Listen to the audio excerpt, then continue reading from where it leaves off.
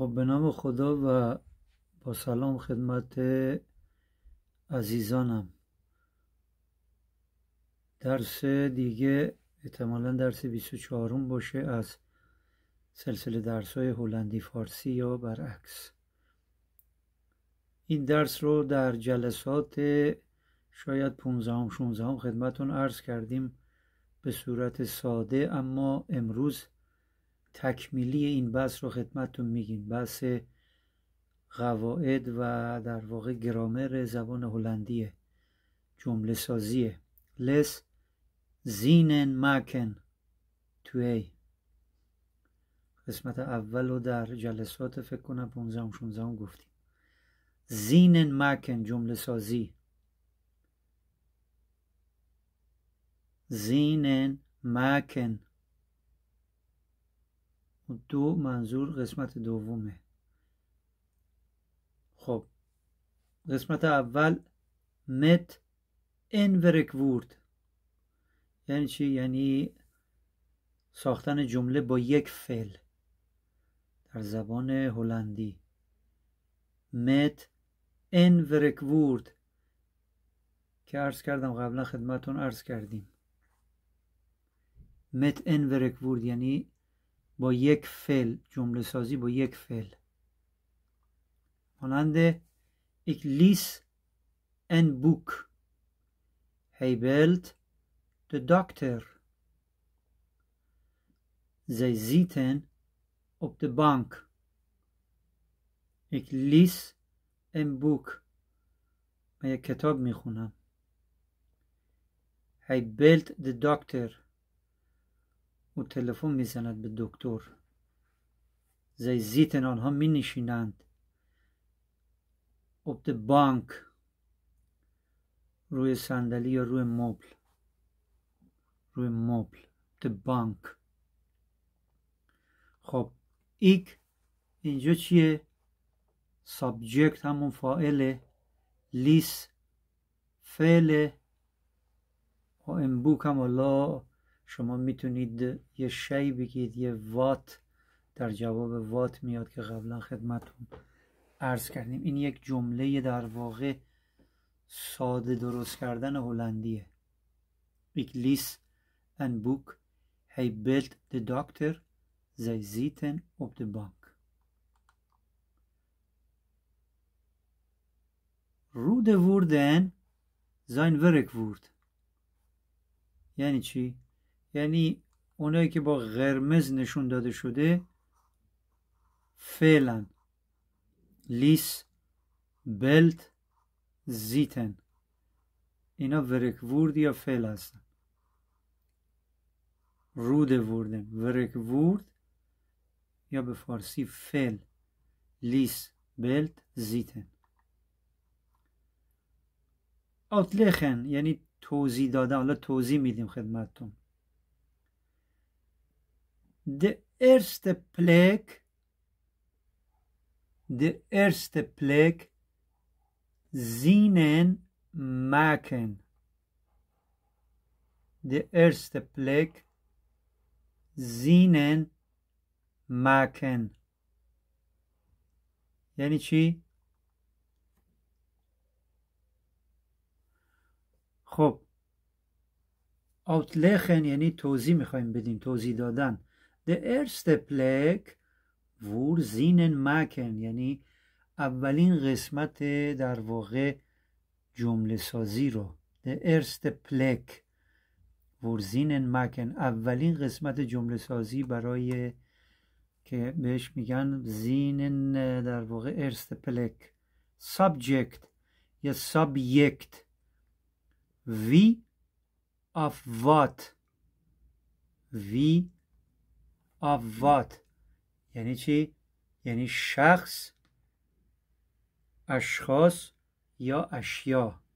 سابجکت در جواب شخص یا اشخاص یا اشیا یا شیء میاد. مثل وی چه کسی، وات چه. پرسونن of voorwerp. De tweede plek. Dat is de eerste plek personen auf Vorverb یعنی شخص یا اشیا، اشخاص یا اشیا، شخص یا شی.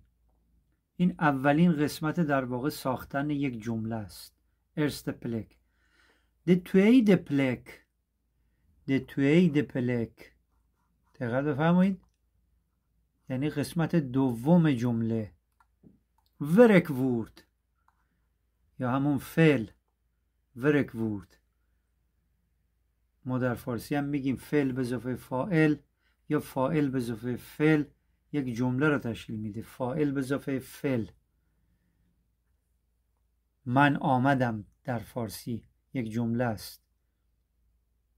ik lees een boek یک جمله است. خب پس the erste plek گفتیم شخص یا اشخاص، شی یا اشیا، در جواب اینا میاد. the tweede plek werkwoord یعنی the erste plek فاعل یا همون subject یا subject، tweede plek werkwoord یا فعل. het werkwoord iets wat je doet. het werkwoord iets wat je doet, zoals lopen, werken, fietsen, zitten. ما در فارسی میگیم فعل انجام دادن کار یا واقع شدن حالتی رو میگن. اینجا هم همینو میگه. het werkwoord iets چیزیه در واقع برای انجام دادن کاری یا واقع شدن حالتی، یا در واقع iets what چه چیز یا چه کس یا کی انجام میده. همه اینها رو در واقع شامل werkwoord میشه. مشخصات werkwoord یا فعله. zoals مانند lopen راه رفتن، werken کار کردن، fietsen خب تو چرخ سواری، زیتن نشستن. derde plek tijd of frequency. tijd of frequency مثل چی؟ مثل وانیر یعنی چه وقت، یا وقتی که چه وقت. وانیر همون تایده. هووک فریکانسی همون قیده در واقع. چقدر، چه مقدار. حالا هم قید زمانه، هم قید مکانه. پس این هم درد پلک یا قسمت سوم در واقع جمله. تاید به اضافه فریکانسی. تاید که مثلا وانیر چه وقت، فریکانسی که همون قید. هووک در واقع فک یعنی اغلب. دقت می‌فرمایید یا نه؟ اینجا قید مقدار هم میشه تلقی کرد در فارسی. قید زمان، قید مکان، قید مقدار. این هم درد پلک قسمت سوم. op zijn derde plek staat de tijd of het frequentie zoals nu, vandaag, gisteren, iedere week of om 8 uur. یعنی چی؟ یعنی میگه در قسمت سوم جمله یا قسمت سوم جمله تشکیل شده است یا وجود داره یا موجود زمان. نو یعنی حالا، فانداخ امروز، یا فریکانسی زوالز.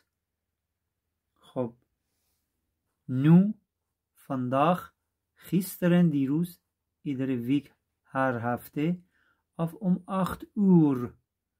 om 8 uur یعنی ساعت 8.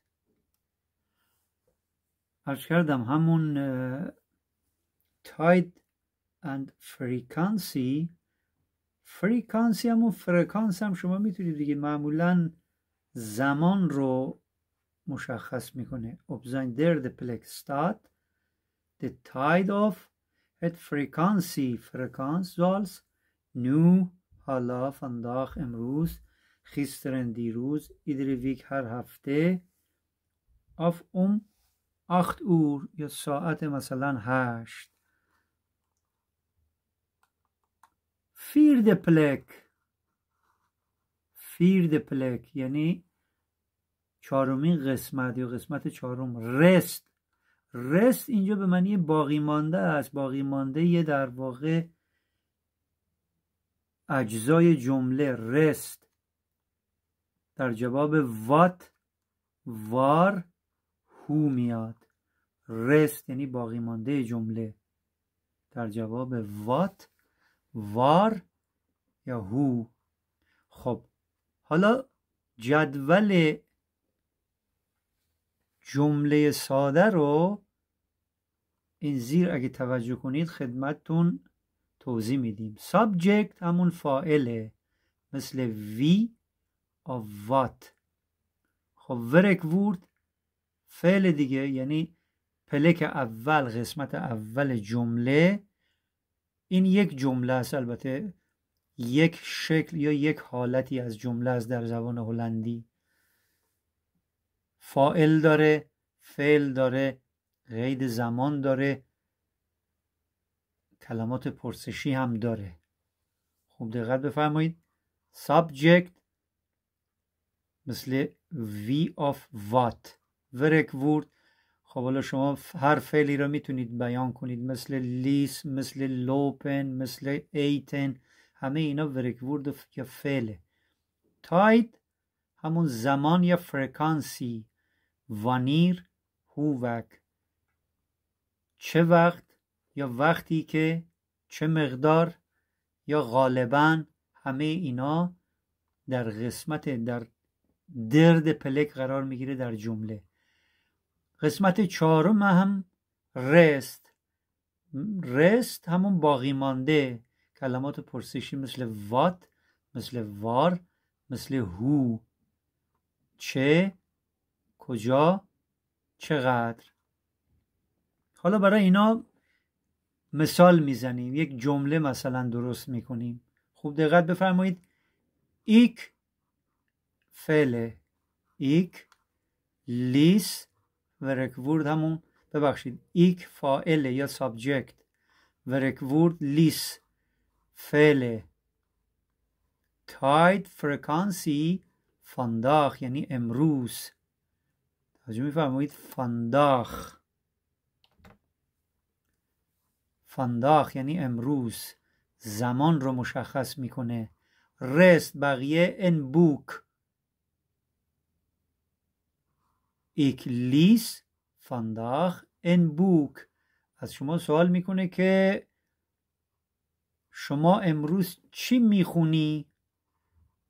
این در واقع جوابی اون سوالیه که من الان خدمتون عرض کردم. شما میگی ایک لیس فانداخ ان بوک. من میخونم امروز یک کتاب. ایک لیس فانداخ ان بوک. فانداخ ان بوک. من میخونم امروز یک کتاب. یا جمله بعدی. Hij belt deze week de dokter. Hij belt deze week de dokter. خوب نگاه کنید. Hij سابجکت یا فاعل یا سابجکت. belt همون تلفن زدن، ورکوورده یا فعل. تاید که دیزه ویک هست، وانیر، هووک، دیزه ویک، قید زمان در فارسی میگن. تاید.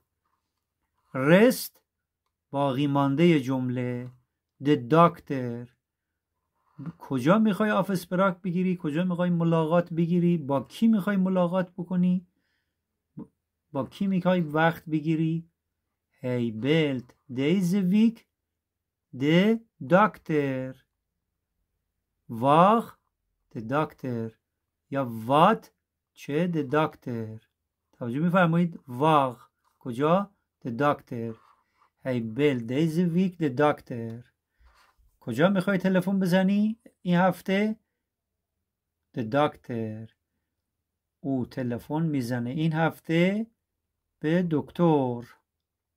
به کجا؟ به دکتر. de dokter همون رست. ببینید خب این پایه اصلی ساختن یک جمله است. سابجکت، ورکوورد، تاید، فرکانسی، رست. خب این در واقع ما بهش میگیم سیستم ان یا سیستم وان یا سیستم یک برای جمله سازی. زینن مکن سیستم ان. حالا سیستم دو یا سیستم توی توجه میفرمایید یا نه؟ خب اینجا دقت بفرمایید. زیوونن زس ماندن این ندرلند.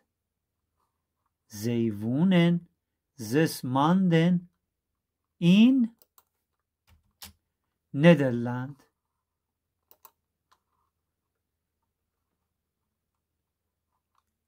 زی که همون سابیکت یا فعل. وونن همون ورکوورد یا فعل. سابیکت یا فاعل ببخشید. وونن ورکوورد یا فعل. زس ماندن تاید یا فریکانسی. رست این ندرلند. این یک جمله کامل در واقع. یک جمله کامل. فاعل داره، فعل داره، قید زمان داره، کلمه پرسشی هم داره. حالا البته کلمات پرسشی قید مکان هست، قید زمان هست، همه اینا هست. مثلا این ندرلند، مثلا این در واقع در جواب کلمه پرسشی واق یعنی کجا شما میگید این ندرلند. خب زینن مکن mit توی ورکوورد. خب ما با یک فعل خدمتون عرض کردیم جمله رو درست کردیم. حالا با دو تا فعل یا با دو تا ورکوورد. خب زینن مکن mit توی ورکووردن. جمله سازی یا جمله بسازید با دو تا فعل توی ورکووردن. ایک موت یه فعل. مورخن ورکن دو تا فعل. ایک موت مورخن ورکن. ایک موت یعنی بایستن. من باید فردا کار کنم. موت ورکوورد اول. ورکن ورکوورد دوم. خب زینن مکن mit توی ورکووردن. به شما میگن یه جمله بسازید با دو تا فعل. ایک موت مورخن ورکن. موت ورکن. موت ورکوورد ان. ورکن ورکوورد توی. هی خط vandaag fietsen. خط ورکوورد اول یا ورکوورد ان. fietsen ورکوورد توی. zij willen nu eten. willen ورکوورد ان. eten ورکوورد توی. خب زینن مکن mit توی ورکووردن. پس فهمیدیم یعنی با دو تا فعل جمله بسازین. فاعل فعل اول. تاید یا همون فرکانسی. ورکن ورکوورد توی یا فعل دوم. hij gaat vandaag fietsen. Subject werkwoord en. Tijd frequentie. Fietsen werkwoord 2. Zij willen nu eten. Willen werkwoord en. Eten werkwoord 2. Tweede werkwoord altijd wij-vorm. tweede werkwoord altijd wij-vorm. یعنی در واقع میگه که فعل دوم رو ما بهش شکل میدیم، ما بهش حالت میدیم، در کجا باشه در کجا نباشه. توی ورکورد alltid همیشه وی فرم. توی ورکورد alltid وی فرم یعنی در واقع فعل دوم در جمله رو فرمش رو ما تعیین میکنیم. alltid وی فرم. زینن مکن mit توی ورکوردن زین توی سیستم. خب برای اینکه ما در واقع جمله دوتا فعلی درست بکنیم باید دوتا سیستم را رعایت بکنیم، یا به عبارتی میشه گفت که جملات دارای دوتا فعل زینن مکن mit توی ورکوردن زین توی سیستم. جملاتی که دارای دوتا فعلن دارای دوتا سیستم ساخت هستن. خب برای ساختن آنها دوتا سیستم رو باید رعایت بکنیم، باید بدونیم. سیستم اول، سیستم N، ما گفتیم اینا زینن مکن mit توی ورکوردن موت ان ورکن توی خط ان فیتسن توی ویلن ان ایتن توی. این حالت کلی ورکورد در واقع جمله سازی یا زینن مکن حالت کلیه با دوتا ورکورد. حالا میگه برای این که ما بخوایم با دوتا فعل یا دوتا ورکورد جمله بسازیم دوتا سیستم داره که هر سیستم برای خودش قوانین خاص خودش رو داره. یعنی به فارسی میشه این که شما دوتا در واقع دستورالعمل دارید، دستورالعمل یک، دستورالعمل دو. دستورالعمل یک باید ببینید اول چی میاد بعد چی بعد چی بعد چی تا یک جمله کامل بشه. دستورالعمل دوم هم به همین ترتیب. خب سیستم N 1 2 3 4 5 سابجکت ورکورد N تاید av فرکانسی رست ورکورد توی.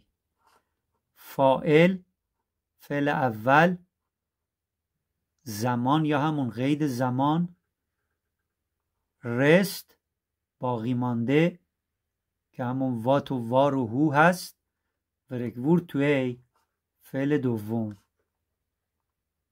این سیستم اوله. شما یک جمله مثلا به شما میگن که درست کنید با دو تا فعل در هلندی اینه. ایک موت مورخن op kantoor werken. Ik subject moet werkwoord en tijd morgen rest op kantoor. رست گفتیم در جواب وار وات. op kantoor یعنی کجا؟ op kantoor. کانتور همون در واقع محل کار آفیس. op kantoor werkwoord 2 werken. پس بنابراین نتیجه میگیریم سیستم اول برای جمله سازی دارای دو فعل، اول فاعل بعد فعل اول بعد قید زمان یا قید مکان، فرق البته قید زمان یا زمان فرکانسی، رست باقی مانده werkwoord 2.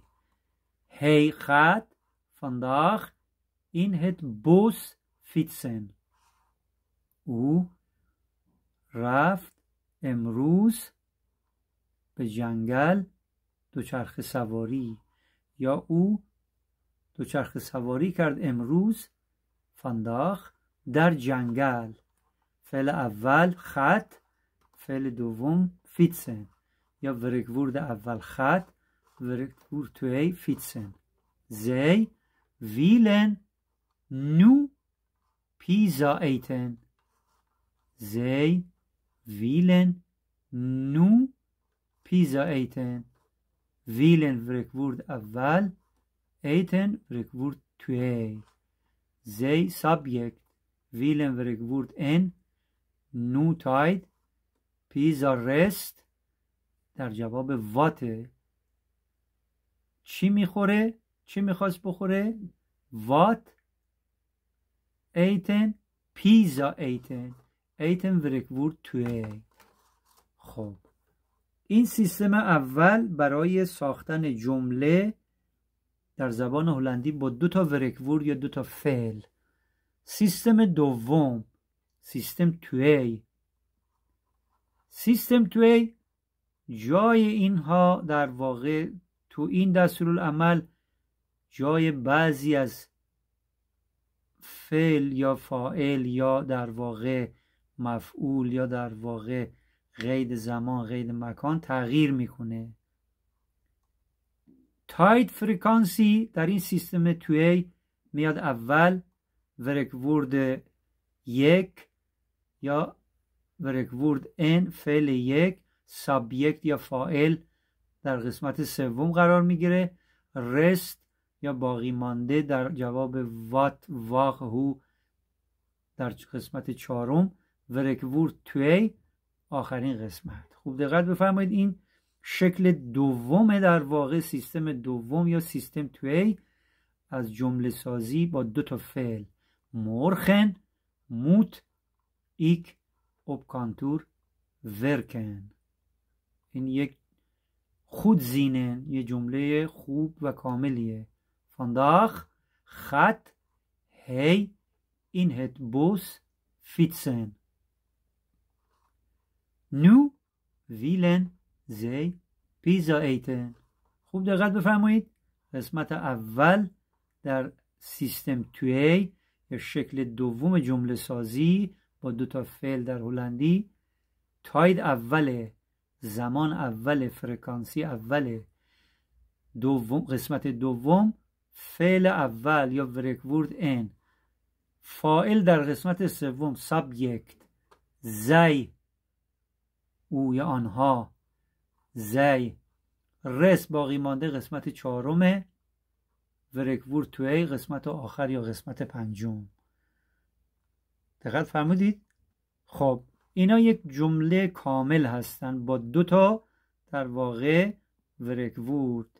Hij fietst vandaag in het bos. Hij fietst vandaag in het bos. خود زین. این یک جمله کامل. فیتست دوچرخه سواری کرد با یه فعل. vandaag fietst hij in het bos. اینم با یه جمله است، در واقع با یک ورکوورد. فیتست با یک ورکوورد. hij gaat vandaag in het bos fietsen. خوب دقت بفرمایید. hij gaat vandaag in het bos fietsen. hij، خوب دقت کنید، سابجکت در سیستم اول. ببینید در سیستم اول هی سابجکت، خط ورکوورد ان، vandaag تاید قسمت سوم، in het bos fietsen. در واقع این جمله سیستم یک جمله سازی یا سیستم ان زینن مکن met 2 ورکوورد. خط ان ورکوورد ان، فیتسن ورکوورد 2. خب امیدوارم که درس امروز که درس گرامر هلندی بود مورد رضایت و پسند شما قرار گرفته باشه. تا دیداری بعد، خدا یار و نگهدارتان باد. لطفاً سوالات خودتون را حتما از ما بپرسید و پیشنهاداتتون رو هم اعلام بفرمایید.